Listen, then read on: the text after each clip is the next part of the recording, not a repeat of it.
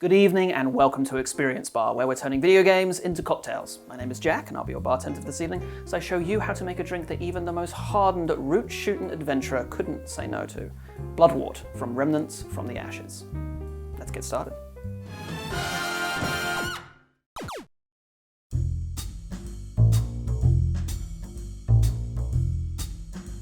So when I was researching Bloodwort, I was delighted to find out that there is actually already an official cocktail recipe from the developers. It doesn't happen very often, and I tried it, but I felt like it could do with a little bit of tweaking, both in terms of improving the flavor profile and in terms of making it fit better with the lore. Let me show you what I mean. So first, we're going to make the official recipe. For that, you are going to need 1 ounce of Canadian whiskey. I am using Canadian Club. You are then going to need 1 ounce of American whiskey. I am using Wild Turkey Bourbon. And 1 full ounce of Amaretto. And lastly, 2 ounces of cranberry juice. And we're going to give that a good old shake. Watch for the table shake. And we are going to pop this into an appropriate vial. Straining it because we do have some ice in this bad boy. And there you have it. That's the official recipe, right? But it's missing something very important from the lore. You see, the in-game description for Bloodwort describes it as a drink that is made from ground up red leaves from plants that dwell in the dark corners of the world. Remnant kind of has a very lyrical item descriptions, which is one of the reasons why I like it so much. And as you can tell from this one, it's kind of missing those red leaves aspects. So I thought, in my version, we'll introduce that a little bit better. So, for my recipe, what you'll need is a shaker 3/4 of the way filled with ice, much like the official one, and 2 ounces of bourbon, American whiskey. I ditched the Canadian whiskey because when you are messing around with very flavorful ingredients like cranberry juice, the split spirit thing, it doesn't really come through, it's a bit too subtle. We're gonna follow that up with 1/2 ounce of cranberry juice. Wait, hold on.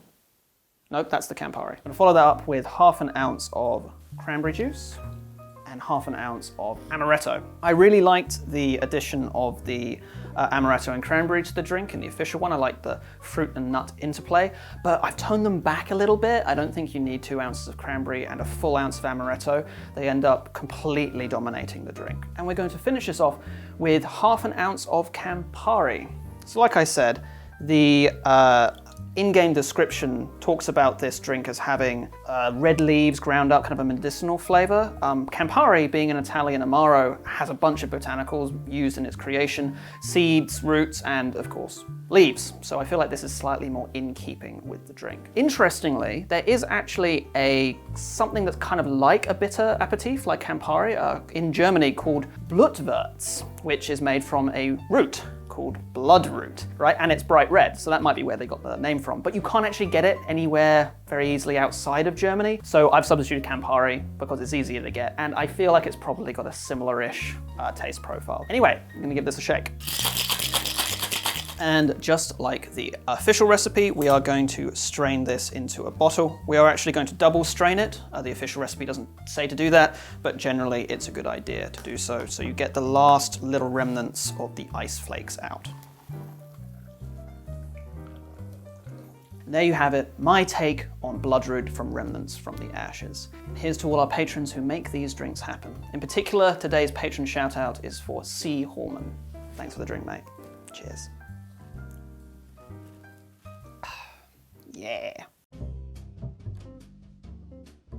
So let's get the official recipe next to each other. As you can see, this one's freshly shaken, so it's a little bit more opaque. It will eventually clear up, much like this one. They do look very similar, but the major differences between these two is that this one's super sweet, and if you like your super sweet cocktails, if you like something that's very accessible, this is a great one to make. But I feel like this one is slightly more in-depth. That Campari really adds a lot of deep, bitter notes that play very nicely with the Amaretto and the Cranberry, which are kind of more accents rather than dominants, which is what happens in the official recipe. recipe. It's also slightly closer to the lore, I like to think. I know it's a little bit arrogant to say that developers who made the official recipe don't know their own lore as much as I do, but if you've got a drink that's supposed to have red leaves in it, you got to put something with red leaves in it. But yeah, that's it. That's the Bloodwort from Remnants from the Ashes. Thank you so much for joining me. I've been Jack Stone. This has been Experience Bar. If you'd like to catch up with us and keep up with all the new drinks that we're doing, catch us on Twitter, Instagram.